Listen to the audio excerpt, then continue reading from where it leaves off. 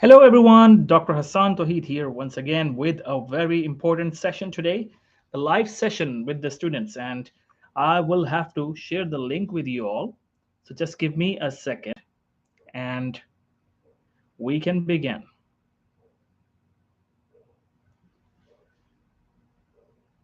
Okay.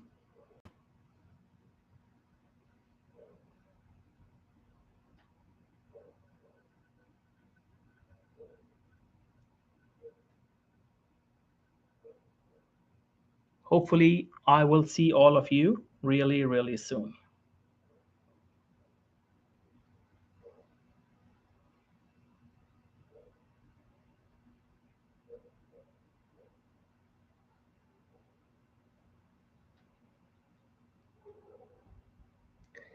So when you guys are here, please do type so I know you are here.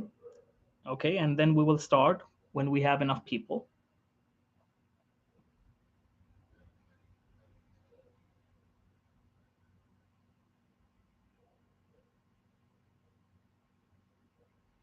Thank you guys. Thanks a lot. Please do type so I know who is here with me.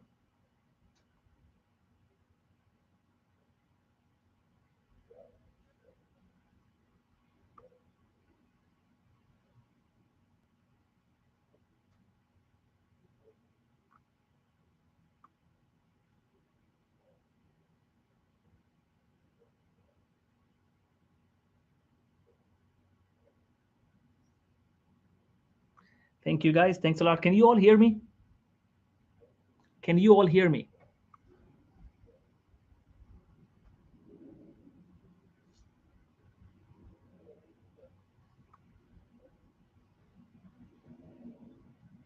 Okay, very good. Very good. I wasn't sure if you guys can hear me because I can see my mic not showing the blinks.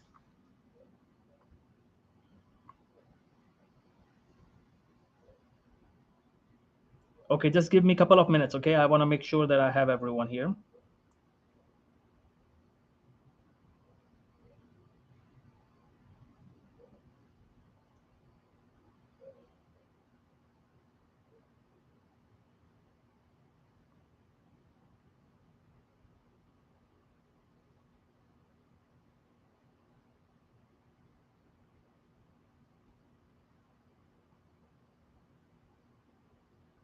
Hi, Ansaf. How are you?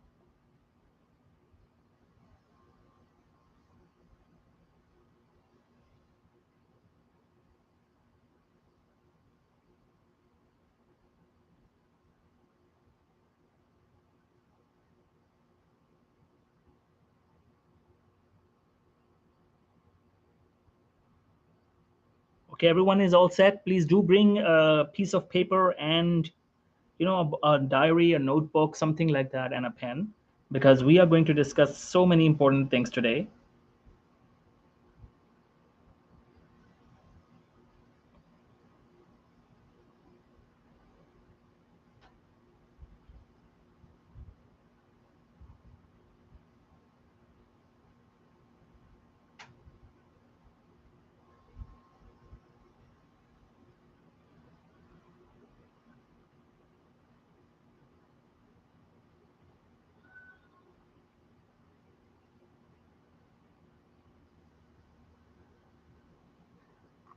Hi, Usman. How are you?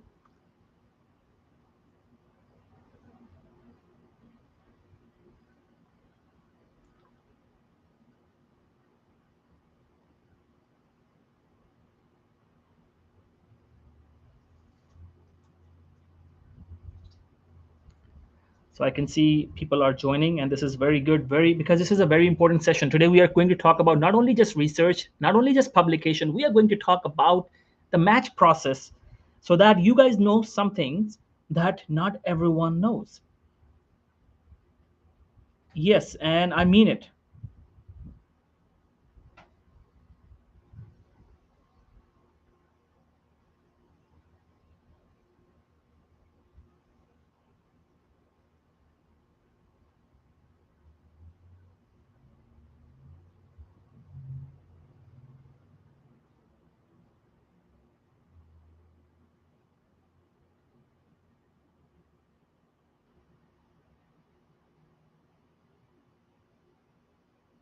I think we are all set. Everyone is here.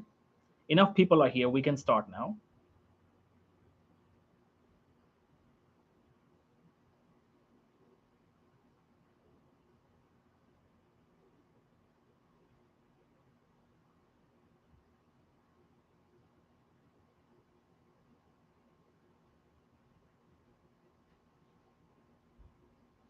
Okay, thank you. Hi, Newe. How are you? So everyone is here. So please, guys, first of all, tell me, do you have any questions or concerns, first of all, about your papers?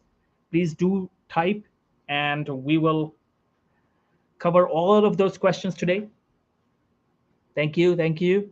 And secondly, thank you, Huma. Thanks a lot for joining. And everyone, I suggest please type something so I know you are here. Otherwise, I will not be able to know who is here with me live. And do type your questions related to research, and I will get back to all of those questions. I'll make sure I cover all these questions. Remember, so many people asked this question, and I got this question today as well. I made a video on that as well before. Hi, Isra, thank you. That, oh, I selected a topic, but not enough papers are available on that topic. So people start to think bad about themselves. So many students, they think bad about themselves. Oh, I cannot find a good topic, or whatever topic I select, somebody else has already done it, so I am not a worthy student.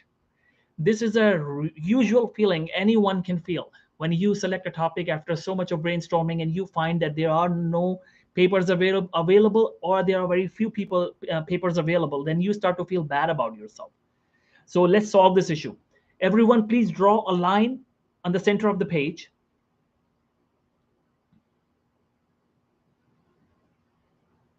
On the right side, write down the heading, the topic on which very few or no papers are available.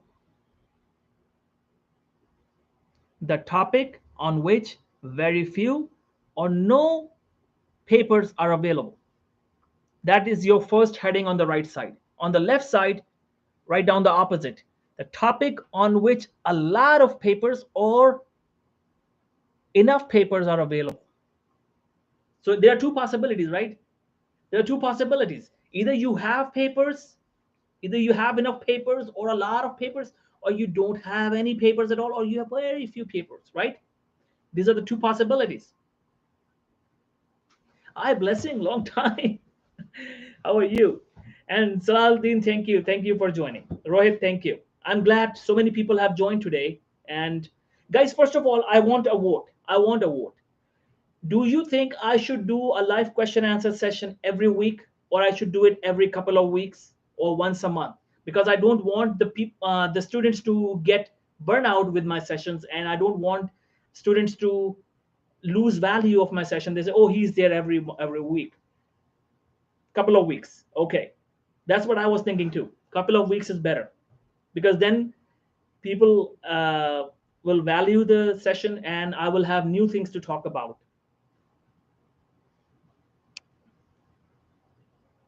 Bi-weekly is good, okay. So bi-weekly it is. Okay, so now guys, let's talk about this. If your paper category is this one, that you have no papers available on that topic or very few papers available, what does that mean? Does that mean you are a bad student? No, you are an outstanding student. You are an outstanding scientist. This means that you have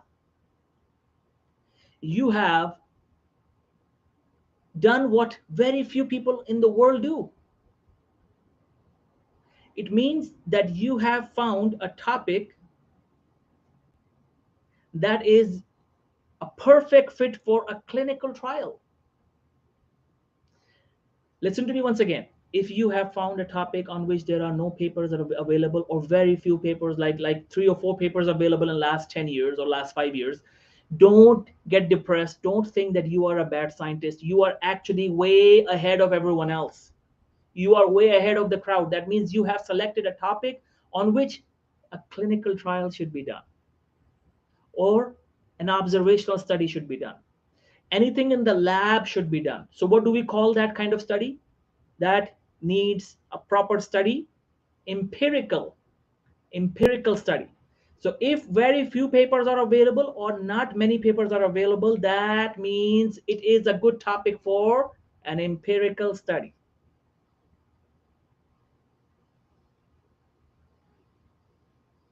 So Aditi, I'll repeat for you. Leslie, how are you? Hi, Shiraz. Shiraz is using multiple IDs. I don't know what he's doing. I'll take your advice, okay? Shiraz, yes, I like that approach too. Bi-weekly is better. So if we draw a line on a center of the page, on one side you give a heading, topic on which very few papers or no papers are available at all. And on the other side, give a heading, topic on which so many papers are available or enough papers are available, around 50 to 100 in last 5 years. So give these two headings. Hi Momina, how are you? Thank you for joining me. Thank you.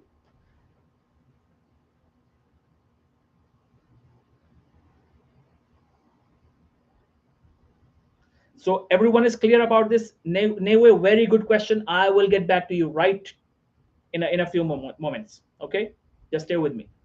So either, so we have two possibilities. Everyone is clear about this, that either you have very few papers or no papers at all, or you have a lot of papers available or no paper, or very few, sorry, or considerable good amount of papers available, 50 to 100 in last 5 years. So these are two possibilities, correct? So most of the time, the students are here. Very few times the students are here and they get depressed. They think that, oh, I'm a bad scientist. No, actually, you are way ahead of the crowd. It means that your mind has thought of a topic that deserves a clinical trial, that it deserves an empirical study, that deserves an observational study. So you have done something that very few people do. That means you can do your own lab, you can conduct your own research, you can make your own study, and you can possibly go for a wonderful kind of study and research, and possibly one day you may get a Nobel Prize because you have a tendency to think out of the box. You can think of topics that nobody else has thought about. Think of this way. Think of this in this direction, that this is a great achievement. Don't get disappointed. However, however, if you are a CIPNP student and you're working on your research project with us, then you are mostly working on a systematic review or a traditional review. So you must be here on this side. So if you are not on this side and you're here, don't worry about this.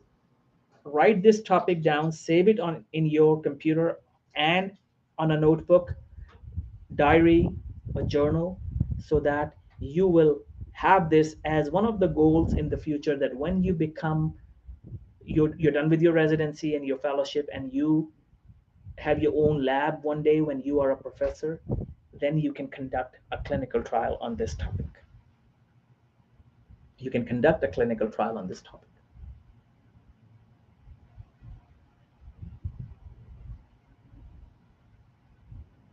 So this is a great achievement if you have done this. If you are here,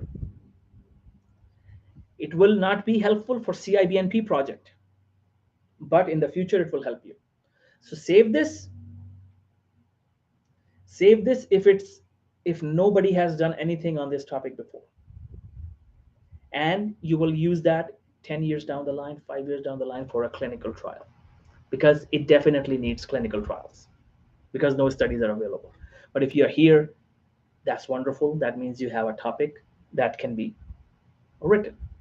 Now here, when students are here, they again bring another problem, that, oh, somebody else has already done a similar study on my topic. What should I do? Does that mean I should not do it? How many of you feel this way? Oh, somebody did a paper last year on this topic. Somebody did a topic last year on this topic. So how can I write a paper on this topic? Right? Remember, if there was a study conducted in the last 2 years, then avoid, modify, and change. But if there is no study conducted in the last 2 years, then go for it. Because your topic will be a new model or a better version of that topic. For example, Toyota Corolla 2014 and Toyota Corolla 2022. A new model. Every year we get a new model of every car, right? 2022 Toyota Camry, 2021 Toyota Camry. So if somebody wrote a paper last year, you can still write a paper and your paper can be better than their paper. But I would suggest make sure that nobody has done the similar topic in last 2 years so that journals may not have any objection, because in last 2 years you will have more studies to add in that paper and you can make a better paper out of it. Whoever has done a paper 2 years ago or 3 years ago, you can produce a better paper than that.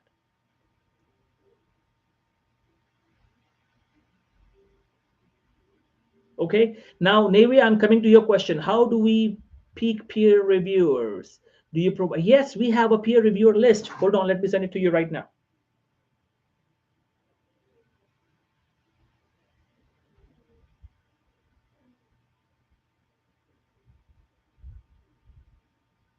This is Cibnp's reviewer list. But you can just recommend. Journal usually has to make the final decision. Every scientist, they recommend their reviewers, but you just give them a recommendation. It's up to the journal. Like for example, our Cibnp journal, we don't accept your reviewers.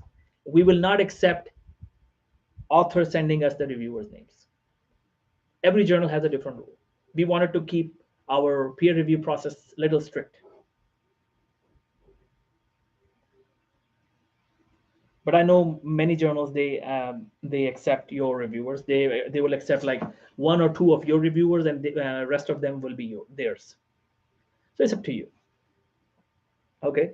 So I have just sent you the text message with the list of the reviewers that you can invite them.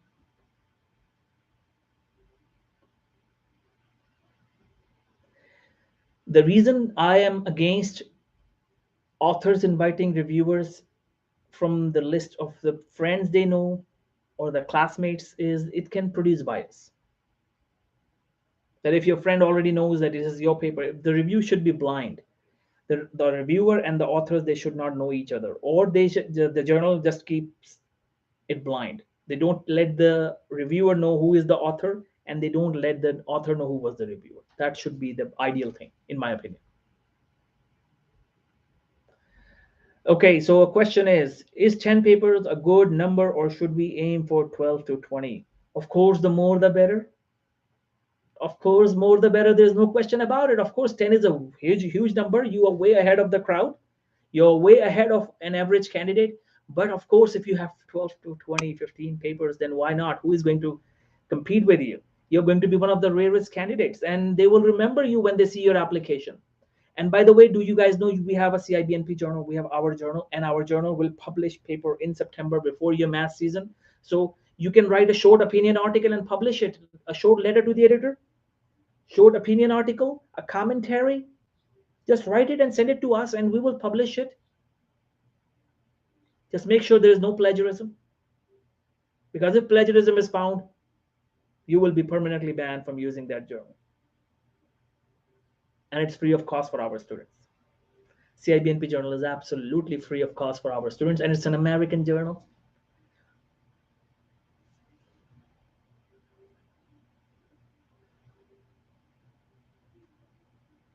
Okay, so if you are interested, text me. August 31st is the deadline by which you should submit your paper to the Cibnp journal. One page, you can have a publication. Yes, it will be a publication. It will not probably value this much like a systematic review, of course, but it will still be a publication to add on your CV, to have so many number of publications. Remember, the total number of publications does count. It does play a role, and especially your first author paper. Hadi, I have already listed you. I remember. I have already listed you that you have completed your paper. Okay, we will send it for peer review, but I'll tell you the process, how to submit to the journal, official way.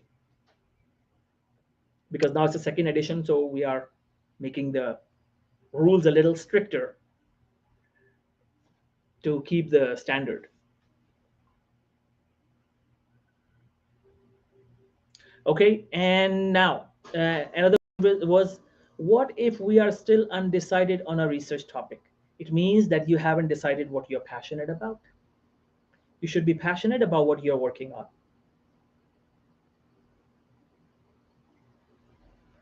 You need to decide what you're passionate about, what kind of doctor you would like to become, what is your field, what is your specialty, what topic you would like to have. If you want to be an internist, for example, and you want to be a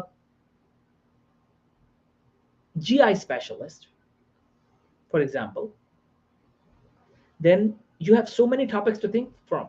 You can think of achalasia, you can think of Barrett esophagus, you can think of esophageal cancer, you can think of stomach cancer, you can think of pancreatitis, you can think of acute pancreatitis, you can think of chronic pancreatitis, you can think of liver diseases, you can think of hepatitis, hepatitis A, B, C, D, E, and you can think of IBS, idiopathic bowel syndrome, and what else? The inflammatory bowel disease, the Crohn's disease, and ulcerative colitis. Don't be surprised. How does he know all this? GI is not his field. Okay, so I graduated as a doctor too, guys. So that's why. And what else? Zollinger Allison syndrome. What else? Colon cancer. There are so many topics you can think of, and you combine it with something else, or you look at the medication and then make a research question. Research question. Just watch my videos on research question, the PICO question, and then you formulate a research question. So if you have done a rotation in endocrinology, so how many topics you can think of in endocrinology? You know that? Let's talk about this. Addison's disease, Graves' disease, Cushing syndrome. Cushing syndrome and Addison disease combined. Can one person have both? If yes, how and why? Can Graves' disease patient have Cushing syndrome? How and why? Can hypo Now this is very interesting. Hypothyroid patient, can he have Cushing syndrome? How do you differentiate? Because both will have high weight, right? They both will gain weight. How do you recognize? How do you differentiate? So you can do this way. What else you can do in endocrinology? There's so much you can do in endocrinology. You can do hypothalamus, anything related to hypothalamus. You can do anything related to pituitary. You can do anything related to adrenal glands. You can do anything related to erythropoietin, kidney. Endocrinology is an ocean. Is an ocean. Epinephrine, norepinephrine, so many things, so many things.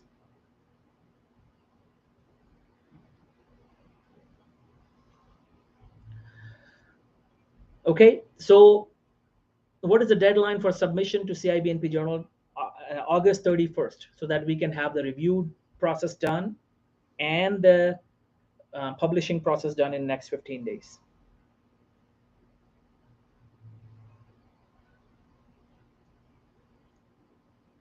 Okay, so now I have done by the way, guys, remember, try to get as many publications as possible before the math season, so that you become unique and distinct and nobody can compete with you.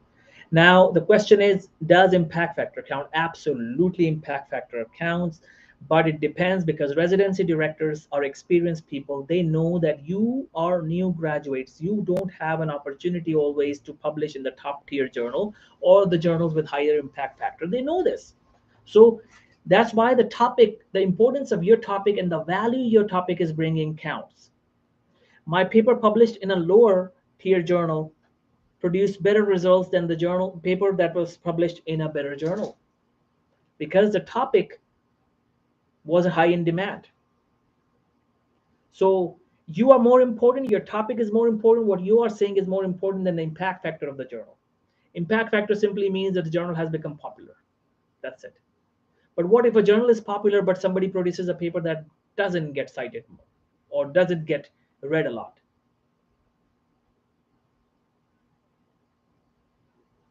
One of my papers, the top read paper I had, was published in a predatory journal.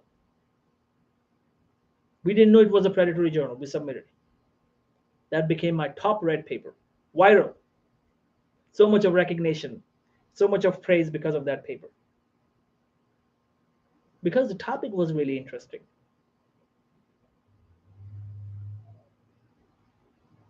So don't worry about it. Focus on the quality of your paper, what you are saying, what you are telling, and does your paper provide value to the doctors, the students, and the patients. The more valuable your paper is, that means the more information your paper brings, the more life changing lesson and the solution your paper brings. Solution. You have a problem in every paper, but does your paper bring a wonderful solution or multiple solutions? If you do that, your paper is going to be a grand success. It doesn't matter where it's published. Of course, if you get a paper published in New England Journal of Medicine, it's already popular. Everyone wants to read that journal, so it is going to get more popularity and more fame. But if not, any other journal can also make your paper successful because the topic, the value that you are bringing counts. One day, if you keep writing and doing the way things are going right now and the way you are doing things right now, start with average journals, move to above average journals, and one day you will see you will be publishing in top tier journals. Gradually it will come. Gradually that day will come. So don't worry about it. One day it will happen. But right now you need quick publications. You need quick publications before the math season. The directors know this, that to get quick publications, you cannot always publish in top tier journals. So just get the publication done. Come on.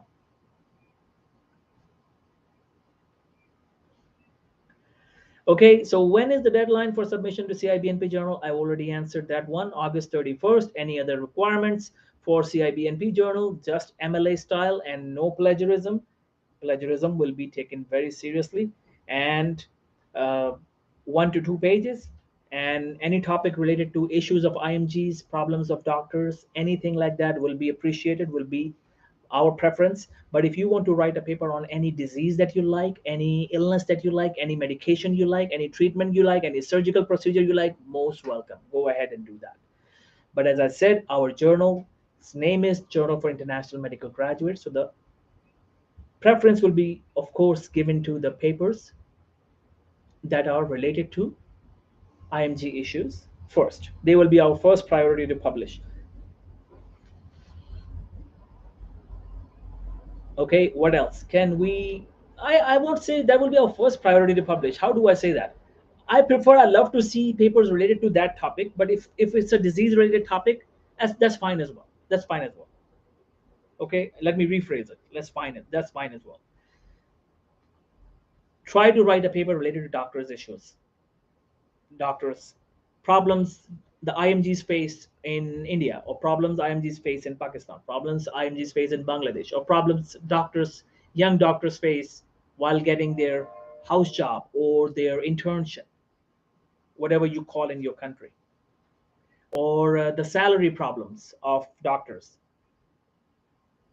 How you can write a letter to the editor suggesting that how the low salaries of doctors is affecting doctors' motivation to treat. Will it or will it not? Should doctors work for salary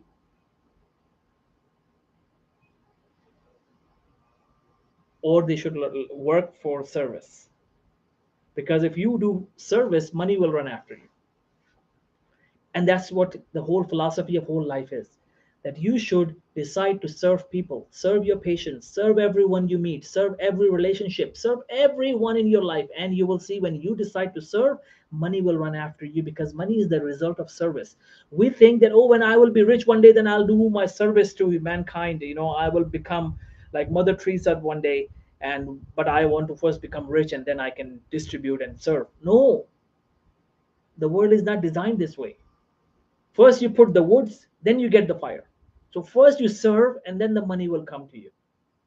Start serving. Everything you do should serve people. You're not writing research paper for yourself or residency.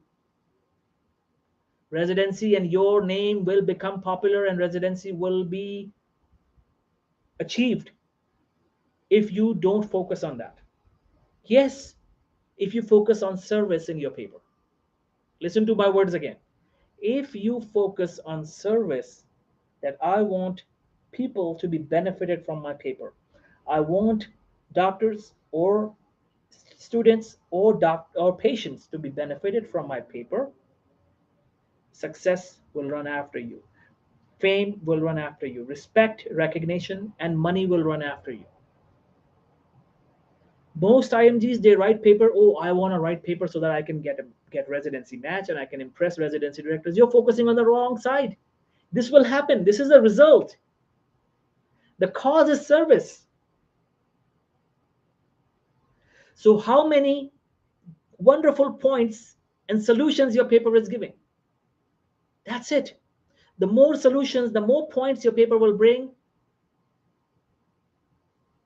the more valuable your paper is, more people you have served, automatically success will run after you.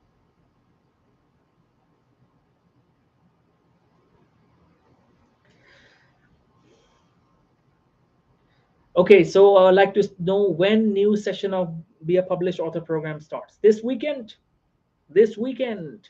If your friends, classmates, seniors, juniors are interested in enrolling, they should enroll by Friday.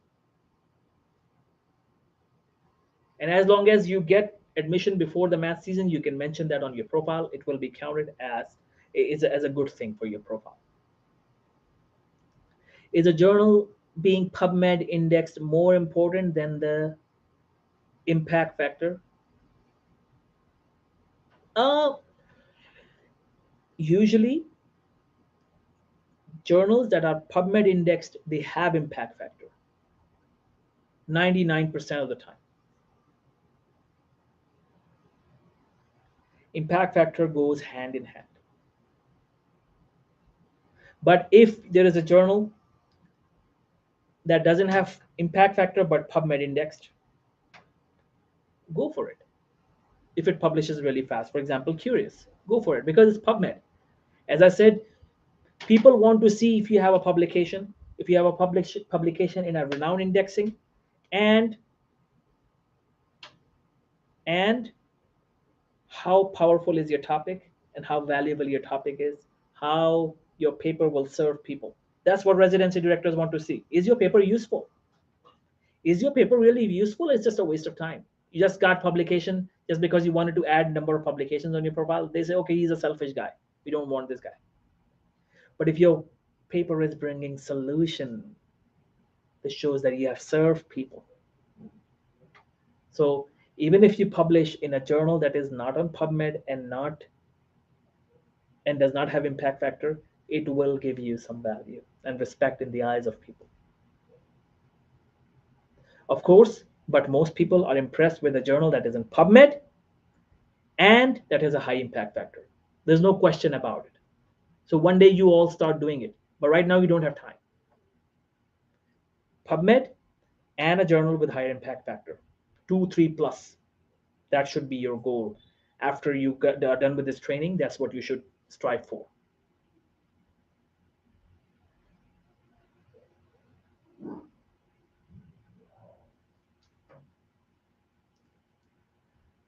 Because most people, unfortunately, are impressed with this. We cannot stay out of the tradition. So many people disagree with this, like me. I disagree with that. But unfortunately, this is how the world is. People, most people will appreciate and will be impressed with PubMed and the higher impact factor. But I'm telling you, residency directors, they know this that you are new. They know this that you are new. So you don't have opportunity always to publish in the top tier journals, especially journals, the big names, they usually publish the papers of renowned professors. So how can a young student, young kid like you get a publication in the top tier journal as their first paper? Very, very highly unlikely. Miraculous achievement if it happens. It has happened, but this means that the paper was sensational, brought a lot of value, brought a lot of solutions, served so many people. The paper was unbelievably unique, and that's why this person got it. But this is a rare opportunity. This is a rare incidence. So is everyone clear about this? Get a publication, get the best publication possible. Try to have PubMed right now. You have this possibility, but if not, get it as soon as possible, and then later on focus on PubMed and impact factor.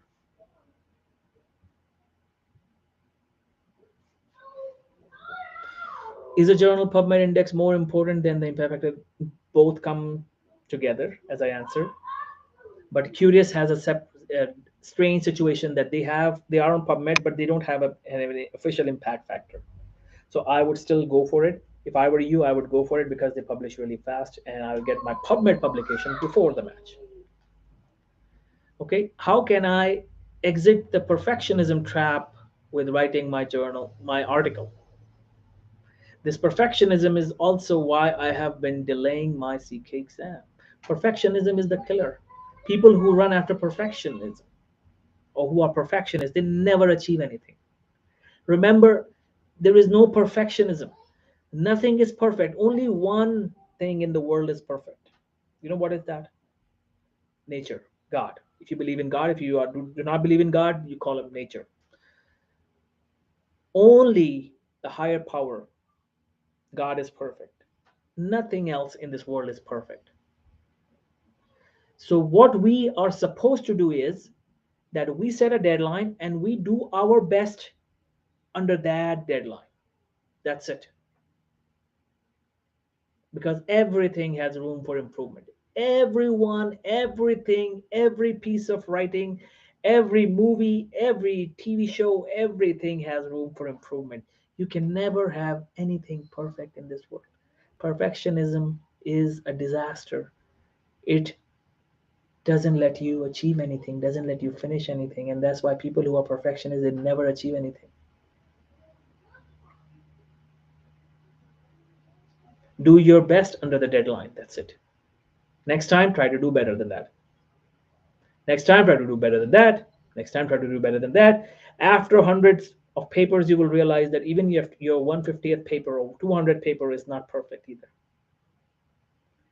We all are human beings. We are not perfect. Do your best. That's it.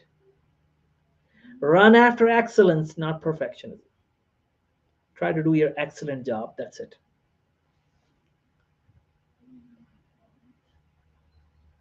Okay, now in my case, I'm writing systematic review and there would be certain amount of plagiarism.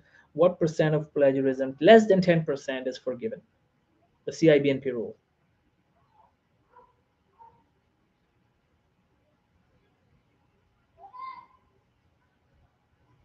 And guys, let me tell you one thing, that anything I have done, all pieces of my writing, my blogs, you can see on the website, my articles, my book chapters, anything that I have written, nothing has been perfect. Everything has room for improvement. When I write, I feel, oh, I wish I had more deadline time. I had more time available. I would have improved it. But this is the best I could do in this deadline.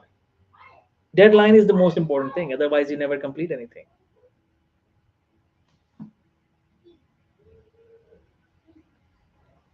Okay, everyone is clear about that. Now for the residency match. Any other question?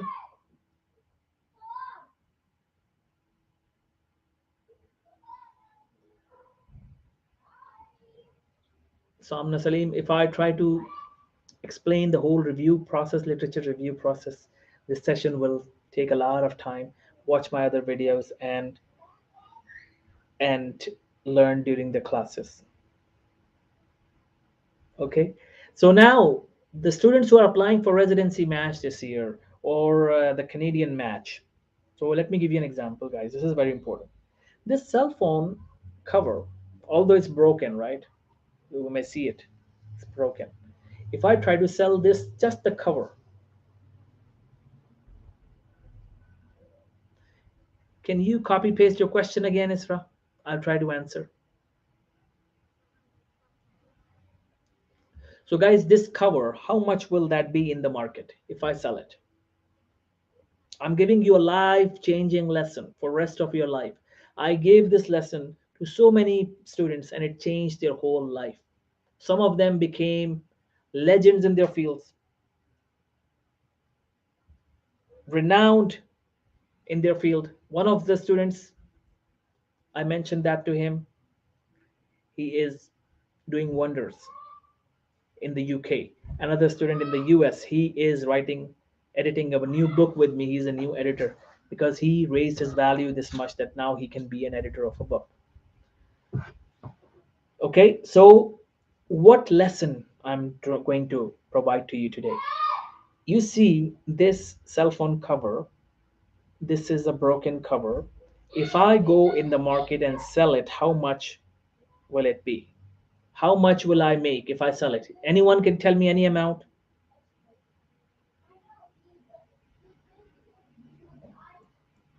I already answered this question, Isra, that if you have very few papers available, 5 or 10 papers are available, then choose a different topic, modify it, or just do a snowballing approach. Go to these 5 papers reference section and see how many references are there, and you will find plenty of papers. By the way, I'm telling you, sometimes we feel that we have only few papers, but when we do snowballing approach and we go to the reference section of each paper, we are surprised to see how many papers were available. Did you try snowballing approach yet? I'm sure you didn't. The moment you did it, do it, you will probably change your mind and you will keep the topic. Or maybe it is also possible after reading and looking at the reference section of each paper, if full papers are available, then you change your mind and you say, I'll keep it, or you say, okay, no, I will have to move to a new topic because the references also have useless papers. It can also happen. But at least try the snowballing approach. Minimum 25 papers should be there in a paper when you're writing at Cibnp. Now, out of these 20 papers, how many full papers are available? Go to their reference section and get more papers. It's impossible you will not be able to find more papers. It's impossible. Okay, so the question, coming back to the question, if this cell phone cover, I have to sell it, for example, that's just the cover, not the phone. How much will that cost?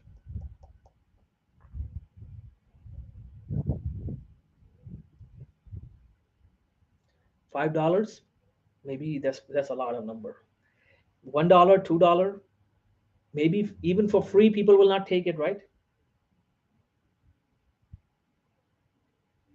But now the question is, can I sell this cover of $100? This is the lesson that will change your whole life, guys. Listen to me very carefully. This is the most important lesson of my life. It changed my life. It will change your life forever. It changed my students' life. It will change your life forever. One of my students turned out to be filthy rich because of that philosophy. Okay, so can I sell it of $100? If yes, then how? If I sell this,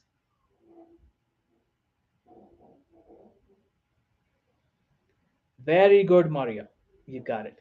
If I add something on it, the value goes up. So if I paint and make a wonderful drawing, then possibly I can sell it. If really that drawing is outstanding, then I can possibly sell it off $100. Now, if a world-renowned if a world-renowned painter draws a painting on it, will the price go further? Will the price go up further? Can I then sell it at $1,000? Yes. In fact, I can sell it at $1,000 if a renowned, the best painter of the world right now, he paints a painting on it. Make sense? Now, can I sell this of $10,000? How can I do that? If President Barack Obama, for example, signs it, I may not only just sell it of $10,000, I can sell it off $50,000 because Obama has signed it. Are you getting my point now? Now, can I sell it of $100,000? Either I have Donald Trump also sign it, or I keep adding more signatures, right? Or now another question, can I sell it at $1 million? The answer is yes or no. Can I sell it at $1 million? This broken piece of cell phone cover that people were not even willing to buy in $1, now people can they buy it in $1 million?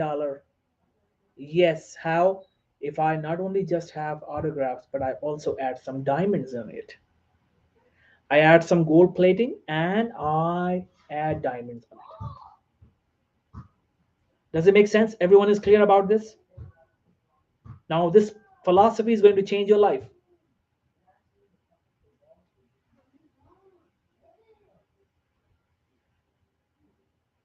Okay, forget about Obama. What about Tom Cruise? Okay, actor. Make one best actor. What's his name? Jim Carrey or um, Denzel Washington. Okay, something like that. That person signs it, right? Because of political disagreement, 50% of people will not be able to buy it, right?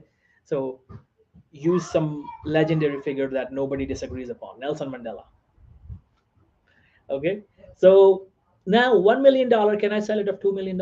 Absolutely. How can I sell it of $2 million? I keep adding diamonds, keep adding diamonds. Can I sell it of $3 million? Yes, I keep adding more and more diamonds, keep adding more and more diamonds, keep adding more and more diamonds. So I can sell it of $3 million. Can I sell it of $4 million? Absolutely. $5 million? Absolutely.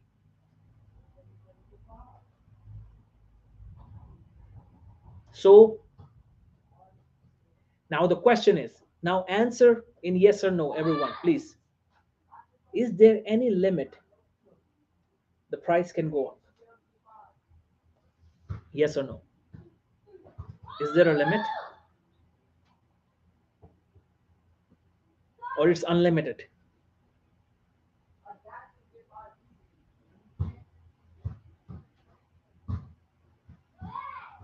Is there a limit or it's unlimited? Can one day can one day I sell it of $1 billion, $2 billion? Yes, because if I keep adding diamond, it will become huge, humongous. The structure, whole face will be different. It will look different. It will have everything different. So there is no limit. Okay, so you understand this philosophy. Now look at this again. This is you when you graduate, and you have simply graduated as a doctor. You have zero value. You try to get a job, nobody gives you a job. When you take your USMLEs, it's like putting yourself in a gold plating. Now you have increased your value. Now, if you don't get residency, you can even still get a better job. You can still get a wonderful job in administration, at a university, at a company. You can still make a lot of money. So yes, you have added some value because you dipped yourself in gold. Now, can you become unlimitedly valuable? Yes. Add more and more diamonds. Add more and more diamonds. Maybe work with a world-renowned professor. You got an autograph of Barack Obama or Nelson Mandela or somebody like that. Work with a renowned professor. Work at a renowned university. Now you have a stamp of a big name. So you have increased your value from 1,000 to 2,000, 2,000 to 3,000. Now every diamond you add will increase $1,000 to your value. And what is a diamond? Every publication is a diamond. Every publication is a diamond. Every publication is a diamond. Any course, short course you take is a diamond. Any skill you learn is a diamond. Because the more things you produce, the better you become, more valuable you become for humanity. The more value you can provide to people. That is why there is no limit of how much you can grow. And remember, the person with the most diamonds gets the match at the best place. This is the philosophy. I wish somebody had explained this to our students in their first year of medical school. I wish somebody taught me when I was in first year of medical school. I wish, I really, really wish, if I were to go back in time, somebody teaches me this when I was in first year of medical school. 18-year-old. My whole life would have been different. Had I known this, everything I learn, every skill I learn, everything I add on my CV is actually a diamond. And the more diamonds I have, the better I become, the more chances of getting a better job, better career, better life. And the whole competition of this residency match, there is no competition. It's simple common sense. The one with most diamonds gets the best residency slot.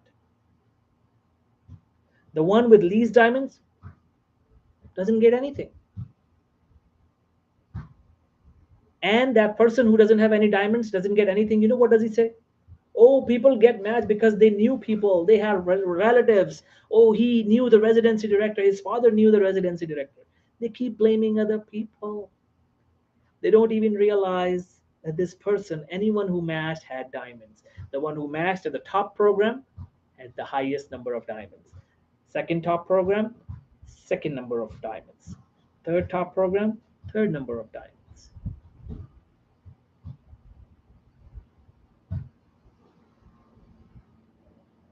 See that? Can anything give you 50 diamonds? Is there anything that can add suddenly 50 diamonds on your profile?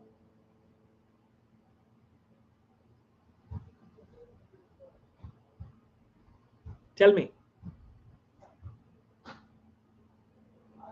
is there anything that can give you 50 diamonds suddenly?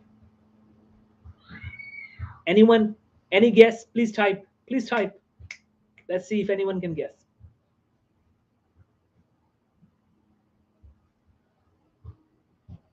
Hello? Nobody is. Yes, what can be the thing that can suddenly give me 50 diamonds?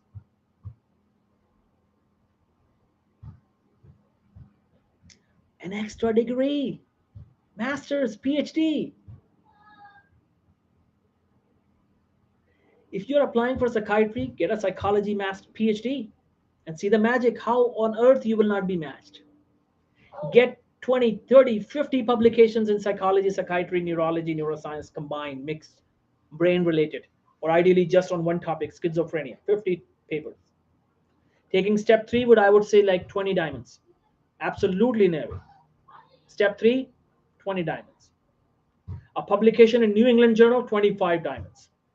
But it's not possible for new IMGs. Very, very slim chances. So what do? You add so many publications, 20, 30, 40, 50 publications. Those who are enrolled in the 2-month program should actually enroll in the 6-month program, to be very honest. If I were you, I would have enrolled in 6-month program. And I would have done it again and again. I would have added more and more chances of more and more papers. But that's me. And I know there are some people who are that kind of crazy like I am. But I would suggest go and get an extra degree. If you have an old year of graduation, if you have crossed 5 years, get an extra degree, please. Get a master's or PhD degree from an American university. If not, then go from a do from a European university. But remember, a master's or PhD degree in your home country does not mean nothing. It still gives you like 30 diamonds. Still is not a joke, because degree, extra degree, of course, from Harvard or from Stanford will impress everyone, will give more diamonds. There's no question about it. But an extra degree in your country, which you had earned by hard work, reflects in your personality. Nobody can hide it. If somebody has an extra degree from India, it's amazing.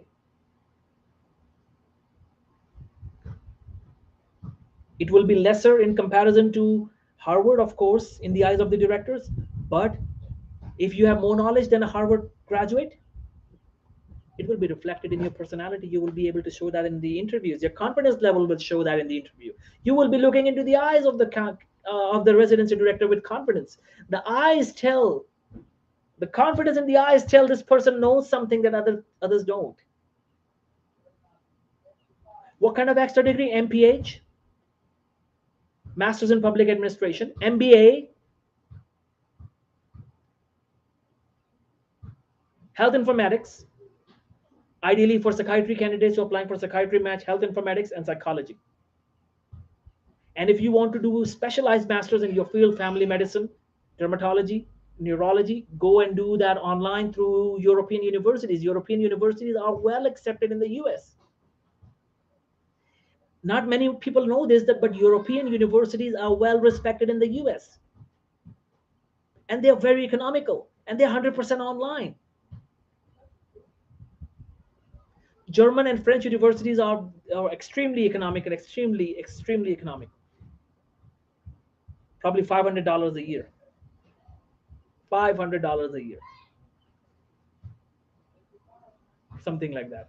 Check and tell me. For foreigners, that will be a little different probably, but check, you can check and let me know. Pathology residency. Do masters in pathology. One of my friends, classmates and friends, he had an attempt in step 2 CK. Sorry. Step 2 CS. Couple of attempts in step 2 CS. He had wonderful scores in step 1 and step 2, but he just got, because probably he got some anxiety or something, and he failed step 2 twice. In the third attempt, he passed the step 2 CS. We did not have OET at that time. We used to have step 2 CS. For new students, I'm telling you, there was another exam, step 2 CS, before COVID. So he failed that exam and twice, and then he passed it on the third attempt, I guess. Yes, third attempt. And when that happened, he did not match, right? So what he did was he got masters. He got admission in masters. He did his MPH. And after completing MPH, he did not stop here. He kept adding more and more publications, and he got a PhD in microbiology.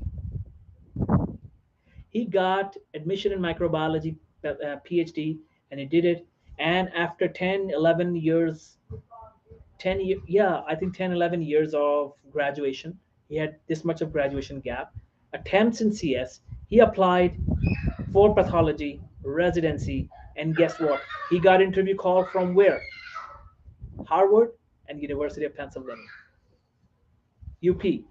Can you believe that a person with attempt got invitation interview call from Harvard, and he got interview call from UPenn, and he got interview call from the university he did masters. He did his masters and PhD, Oklahoma University. So he called me and asked me that, I have interview from these three. Overall, he got 7 interviews despite having an attempt. So he said, "What do you think? What should I choose? I shouldn't." I said, "No question about it, Harvard. There is no question about it. Why are you not going for Harvard?" He said, "No, I don't want to go with Harvard." I said, "Why?" And here I was wrong. I was wrong. He was right. You know why? He said, "The day I have my Harvard interview, I also have my interview the same day at Oklahoma University. So what should I do?" I said, forget Oklahoma. Go and take Harvard interview. Maybe you get Harvard match." He said, "I don't want to do that." I said, "Why? Why do you want to do that? How on earth anyone will not go for a Harvard interview?" He said, "No, I will not." And he did not go for Harvard interview. He went to Oklahoma interview. You know why? Because he said, "I have done masters and PhD from Oklahoma University, and I'm sure because of my masters, they will prefer me over others because I have done masters and PhD from their university." And guess what happened? Who was right? He was right. I was wrong. He got matched. So pathology match is absolutely possible with the whole year of graduation if you have extra degree. Absolutely. I don't know why people give up. They just don't have the direction. They don't know how to add diamonds. You got to add diamonds on yourself, your personality, your CV. And remember I'm not talking about fake diamonds, I'm talking about the real diamonds. That the certificate, the publications that you earn with hard work, because that is reflected in your personality, in your eyes. The way you talk, the way you behave, the way you move shows that you are something. How about general surgery? There are masters in general surgery as well. Surgery specialty masters are available in the UK. You should enroll. If you have an attempt or low scores and you feel that you will not match, go and get a 2 years of master's degree from a UK university online, sitting home, and get a master's degree in surgery. And how on earth they will not accept you? Remember, you will become unique. How many people will apply for general surgery will have masters in general surgery? If 10,000, for example, it's a huge number, by the way, but I'm just saying for the sake of discussion, if 5,000, okay, let's say 5,000 people apply for general surgery all across the world, from all across the world, 5,000 people apply. How many people do you think will have masters in surgery? Probably one or two. So, will residency directors, when they take your interview, they will remember you? Of course. When you will be done, they will talk about you like this. Oh, you remember that guy who had masters in surgery? I want him. They don't even remember your name, but they will remember a unique thing that is on your CV. Oh, you remember the guy who had 50 publications? Oh, you remember the guy who had 20 publications? Oh, yes, I remember that guy. Now I'm coming to that. This is a very good suggestion. I'm coming to that. Another thing that will give you 50 diamonds, a Royal College credential, FRCS, MRCP, MRCGP. If you are in India, Pakistan, Bangladesh, Nepal, Middle East, go and get a Royal College credential. It will give you around 50 diamonds. Royal College credentials are accepted, respected over here. They will impress the residency directors. They will impress everyone that this person has the Royal College credential. Everyone knows how difficult these exams are. Everyone knows this. So if you cannot do masters and you can do any one of these, Royal College or masters, I would do Royal College.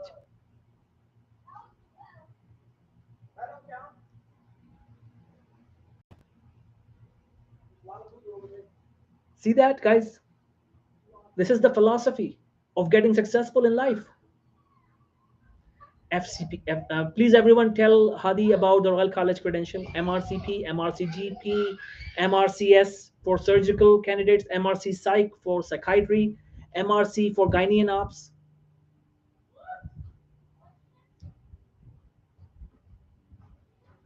And it's so possible. Everyone can do it, and it's very economical.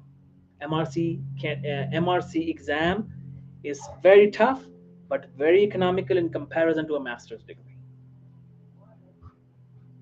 So weigh your thing that you want.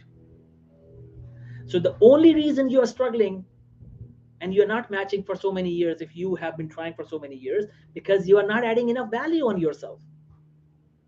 Somebody told you that, oh, you will match one day, but didn't tell you that in order to match, you got to keep adding more and more diamonds on yourself. More value, more value. Where is the value? Did you add an extra degree? Did you add master's degree? Did you add a PhD degree? Did you add the Royal College credential? Did you add 20 plus publication, 10 plus publication, 15 publications? Did you get certificate courses? More and more courses. Why do you think, guys, I have given you 10 plus courses, certificate courses on your profile as a gift? Why? Because I want all of you to have a bigger CV, to have more diamonds, because I know the game. I have been helping people with career guidance for so long. I know how things work in life. It's all about diamonds. How many diamonds you have on your CV, on your profile? Talking about the real diamonds, because if you add fake diamond, where you lie on your CV, or you add something that you did not earn, it is reflected in your personality. They are not fools, residency directors. They will see if it's a real diamond or not, because that's why they want to see you in the interviews. They want to see what this person has claimed in his CV. Is he really that kind of big diamond? Or he cheated or just added those diamonds and his personality will tell us everything. So let's bring him on. Simple. That's why honesty is so important. People don't understand this. They think one of my uh, ex colleagues, I heard him say this. Like, everybody exaggerates on their CV, so it's a no. And I was like, no, not everyone exaggerates. If you do, you are going to get hurt. Interviewers are not fooled. That's why they want to invite you for interview. They want to see if you have exaggerated on your profile or your CV, or you are 100% honest. Remember, guys, nobody can beat honesty. Honesty itself is the biggest diamond. The biggest diamond in the world that can be equal to 100 or 1,000 diamonds, the honesty. We have very few people who are honest in this world. If you can be 100% honest, you have no fear, the peace of mind, relax, you will sleep peacefully, and you will be like this, the way I'm sitting, relaxed. That's what honesty does. You have nothing to hide, no fear.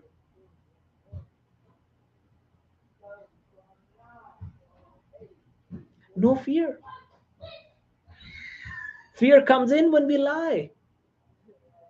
If you realize the fear, every time we have fear in our life, by speaking something, we have lied about something. Lying, deceiving, cheating brings fear in your life. If you want to be brave, relaxed, peaceful, you want mental peace in your life, spiritual peace in your life, start telling the truth. Don't exaggerate on your CV. Be 100% honest, and you see you will be the most powerful person on this world. And honesty itself is equal to 1,000 diamonds, I would believe. 1,000 diamonds.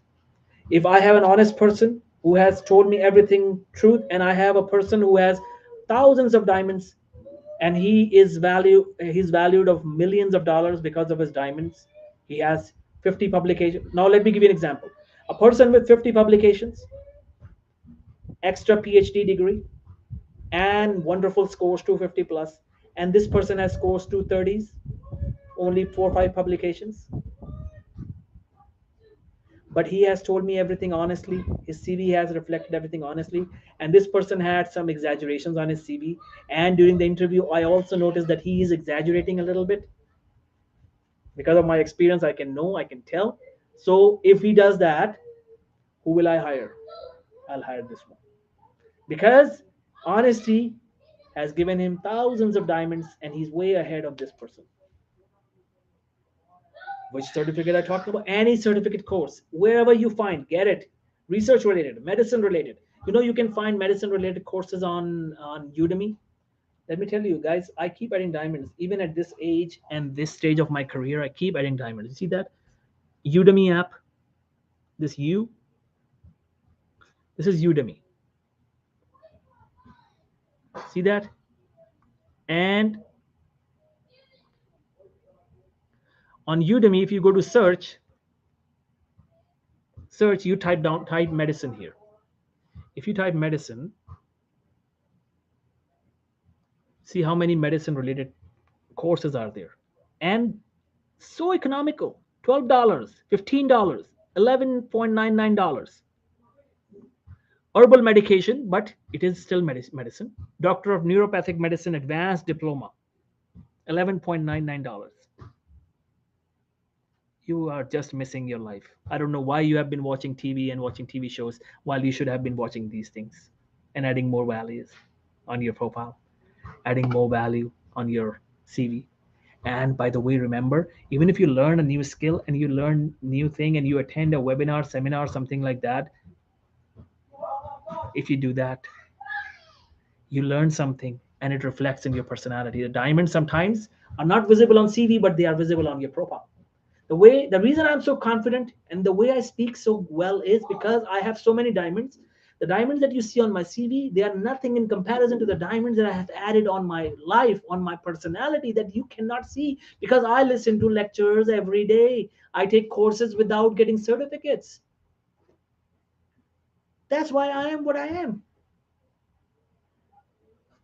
And if you want to add more things, why don't you attend our conference? We have a conference coming up on this Saturday. Just attend the conference, get the certificate, add an extra diamond. But very few people will make this decision. We have made this attendance so easy for you, just $100 of attendance, and you're getting a certificate, and you're getting a free course as well. But very few people understand the importance of adding diamonds. And if you just want to add diamond on your personality without certificate and without other benefits, I am inviting you all to attend the conference. You don't need to pay anything. But learn something.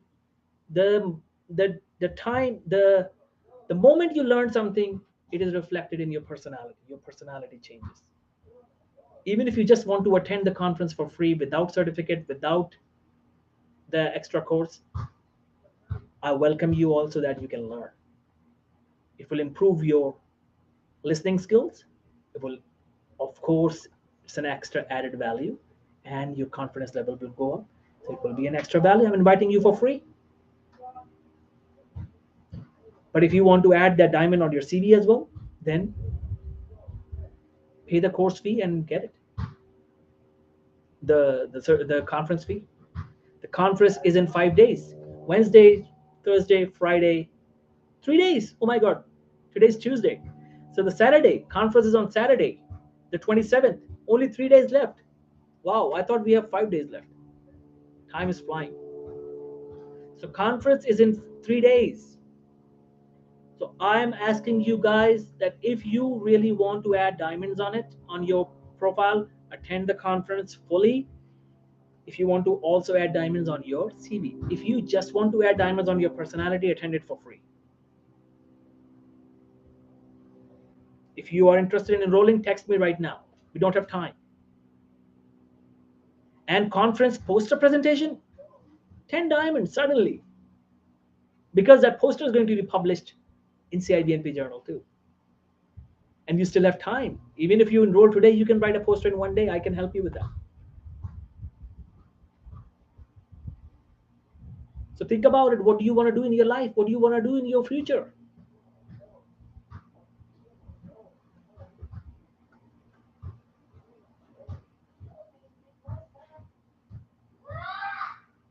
That's one professor's point of view. I'm telling you the general world philosophy of success.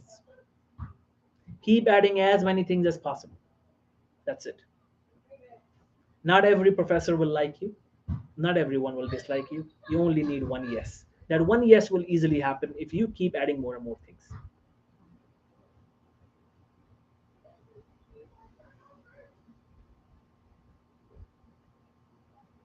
You need one yes from a person who will write like you, will appreciate. You will apply to hundreds of residency programs, 200, 300 residency programs, and you hardly get 10 interviews. If you have great scores, you get 10 interviews. Out of 10, you just need one yes. So don't worry about it.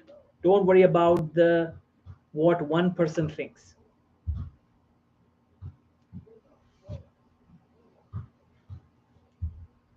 I spend my life studying success. It's my specialty, it's my topic. Studying success, becoming successful myself, and helping hundreds of people becoming successful. Adding home country publication won't put me in a judgmental position. Who cares? If one person judges you, who cares? Add that publication. Add your home country publication. It will be of lesser diamonds, but it will still be a diamond.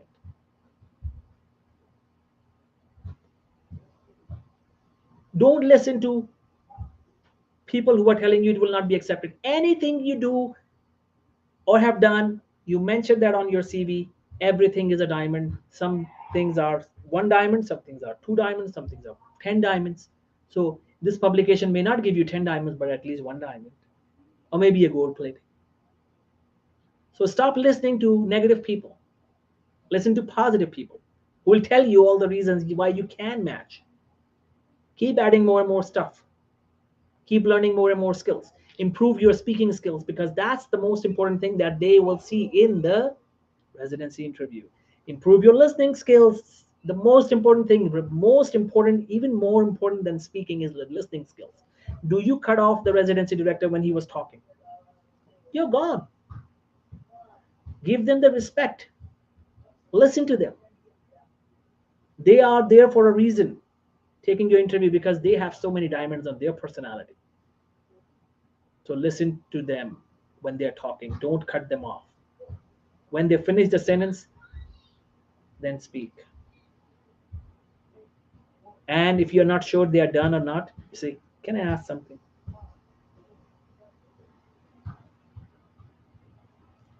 So your listening skills must improve. Your speaking skills must improve. You're working on your writing skills by writing a research article. So that's wonderful. Your reading skills will also improve with this training, but you improve your reading, writing, speaking, and listening. If you have mastered these four skills, you will be invincible. Nobody can beat you. These are the diamonds that nobody can show on your profile or CV, but they are visible in the interview. And that's why many people fail, because they have zero diamonds in this aspect: listening, speaking.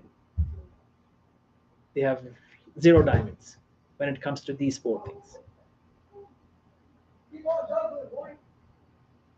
especially IMGs. Accent doesn't matter. Forget about your accent problem. Your listening should be the best. Most people working on application or give step 3 before 10th September and then work on CV. Yes, very good. Very good. And one thing at a time. And then you can do these short courses. One, two courses a day. These courses are that short. Our CIBNB course is 10 courses you can do in one day if you are really serious about it. By fast forward. Click on fast forward button and you will see my lectures in fast forward mode. Why wasting your life? Why watching news? Why watching politics? When you can become something that you had never been, you can become extremely valuable and you can have more diamonds than anyone in your whole family had ever had. Your future, past generation, your ancestors, anyone in your ancestors had, you can have more diamonds in just a matter of 6 months to a year than anyone in your ancestors had. Why are you wasting time? And that's how people become legends, they become celebrities, they become well known around the world because they have most diamonds. Like, for example, Michael Jordan, the basketball player, he did not have certificates to show on his CV. The only CV certificate he will have is Michael Jordan, the name. You know why? Because he learned the skill, the art, he learned the mindset of success. That's millions of dollars, hundreds and thousands of diamonds. Just the mindset of success, the moment you develop that. Then the agility, the activity, the discipline, waking up early in the morning, working hard, learning different skills. If I throw the ball from this angle, where will it go? If I throw the ball from this angle, how will it go? If I throw the ball at this angle, where will it go? If I close my eyes and I throw the ball, can I still get the basket in? That's it.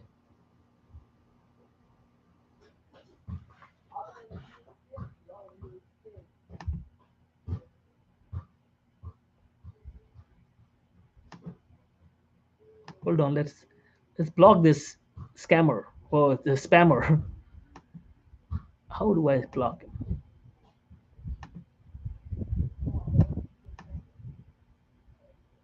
Anyways, ignore it. I can't do it.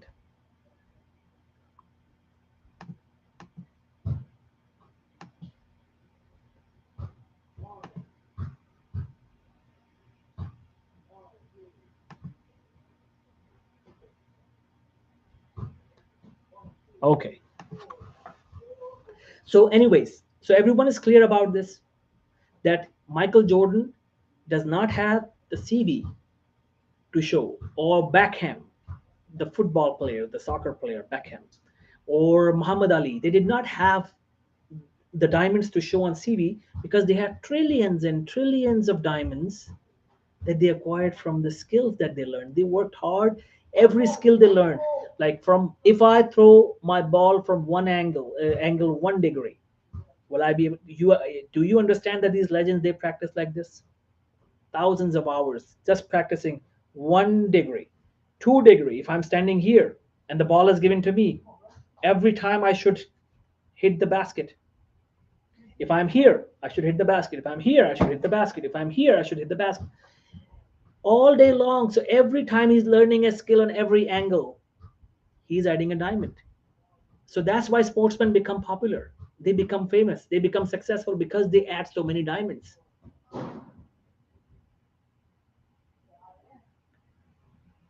Muhammad Ali, if I punch from here, it should hit, should not miss.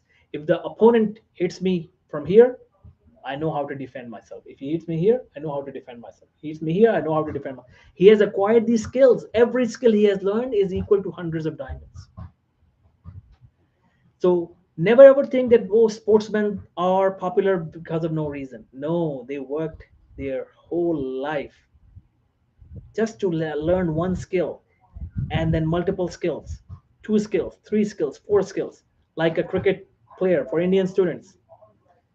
A cricket batsman becomes extremely well known in the world because he has practiced thousands of hours learning the skill to play all kinds of balls, the in swing, the outswing, the leg cutter, the off cutter. He has practiced the skills all day long. So he has diamonds.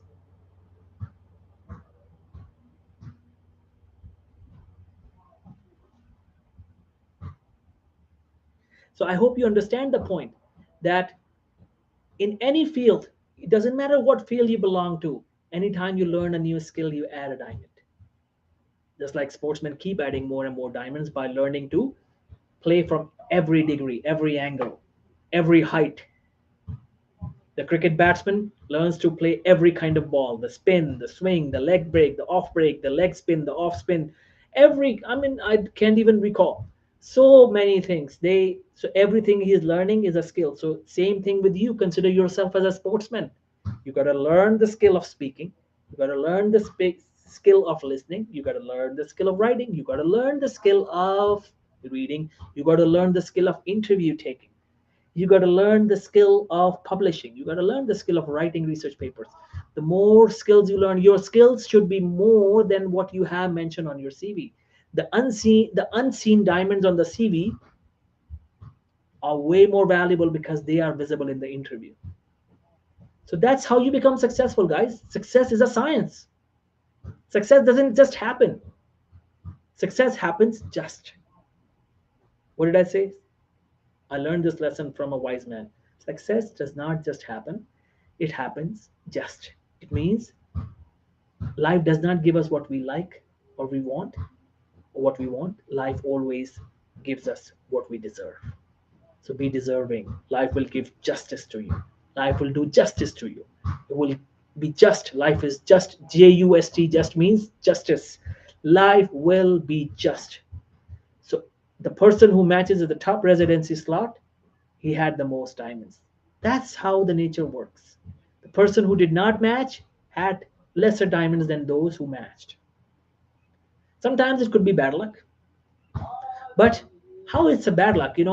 You must definitely have lesser skills of interviews, or you just could not make an impact. Why? Because you did not have enough diamonds.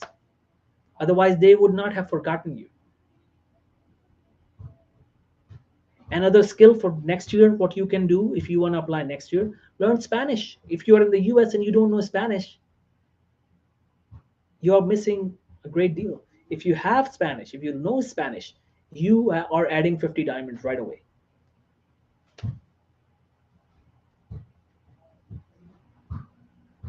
Everyone is clear now? Can I leave now? I think this session was fruitful. Did you guys learn something today?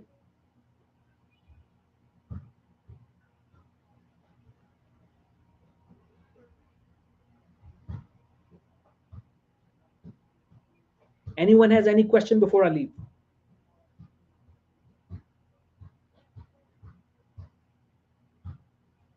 I think everyone is pretty clear, and we are all set. So thank you for your time, guys. Thank you, everyone, for coming and attending this session.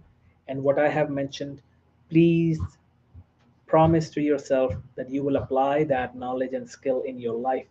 You will apply that wisdom that I have acquired over the years and shared with you, that you will add more and more diamonds every single day. Every single day you will add some value. Read something from a book of medicine. Even if you learn something new every day, you are adding at least one diamond every day. Those diamonds are not visible on your CV, but they are visible in your personality. Nobody can ignore that. People may try to become better than you by adding more things on their CV, by fakely lying and adding false stuff on their CV, but your personality will show that who is the real diamond. Nobody can beat the real diamond because it is visible on your personality. Thank you guys. Thanks a lot, and we'll meet again. And if anyone is attending the conference, please text me right away so that I can add you. Thank you. See you then.